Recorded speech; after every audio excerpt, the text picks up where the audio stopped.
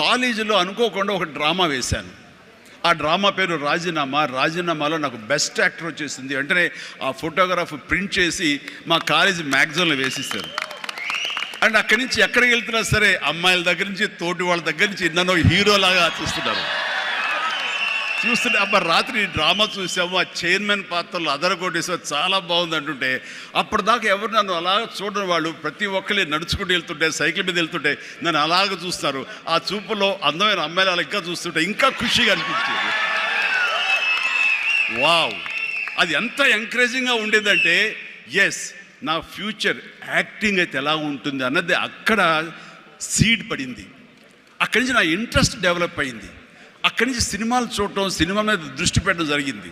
Degree అయిపోగానే ఏం చేయాలి అని నాన్నగారితో వాళ్ళతో డిస్కషన్ వచ్చినప్పుడు నేను మెడ్రాస్ వెళ్ళి సినిమా యాక్టర్ అవుతాను అనగానే నాన్నగారికి సినిమాల మీద మక్కువ ఉంది.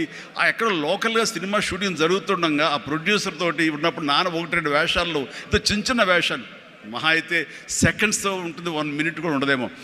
ఏ సెంటర్గా నాకు ఇది ఎందుకు చేయకూడదు, చెయ్యొచ్చురా, కానీ అది మన ఏరియా కాదు, మనకు ఎవరు తెలిసిన లేరు, అక్కడ దిక్కుముక్కు లేదు, నీకు ఎవరు ఆసటగా నిలబడతారు, బాసటగా నిలబడతారు, ఎవరిని చేయొత్తునిస్తారు, చాలా కష్టం, ఎక్కడో అన్నోన్ ఫీల్డ్కి వెళ్ళి నువ్వు రాణించగలవా, ఒంటరిగా వెళ్తున్నావు అని అంటే ఏదో గట్ ఫీలింగ్, నేను రాణిస్తాను అన్న నమ్మకం, నేను వస్తాను అన్న నమ్మకం. ఎందుకంటే ఏమనుకున్నా, ఏ బ్యాంక్ ఎంప్లాయీ అనుకున్నా, నాన్నగారిలాగా పోలీస్ డిపార్ట్మెంట్ అనుకున్నా, ఇంకోటి అనుకున్నా, నేవీ ఆఫీసర్ అనుకున్నా కిక్ ఇవ్వటం లేదు. అదే సినిమా యాక్టర్ అయితే యా అని అనిపించింది.